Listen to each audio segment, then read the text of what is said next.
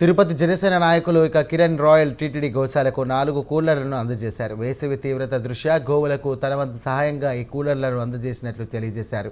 దాతలు గోవులకు తమ వంతు సహాయం చేయాలని కిరణ్ రాయల్ కోరారు. గో రాజకీయం చూసుంటాం, చాలా బాధాకరం. గో సంరక్షణ కోసం పాటుపడాలి కానీ గోతో రాజకీయాలు చేయకూడదు. దీని మీద పవన్ కళ్యాణ్ గారు కూడా చాలా ఆవేదన వ్యక్తం చేశారు. ఈరోజు మా నాయకుడు ఆయన ఆదేశాలు కానివ్వండి, ఆయన స్ఫూర్తితో మేమందరం కూడా ఇక్కడ పరిస్థితులు తిరుపతిలో ఉన్న ఎండాకాలం కానివ్వండి, ఎండరీత్యా కానివ్వండి, ఇక్కడున్న గోవులకు మా వంతు సహాయంగా మా పార్టీ తరఫున మా వంతు సహాయం చేయాలని ఆలోచనతో ఈరోజు ఈ గోశాలకి ఒక 4 ఎయిర్ కూలర్లు మేము అందజేయాలని ఆలోచనతో ఆర్డర్ చేసాం. అందులో భాగంగా ముందుగా 2 కూలర్లు తెప్పించాము. ఇంకొక 2 కూలర్లు రేపు ఉదయానికంతా తిరుపతి చేరుకుంటుంది.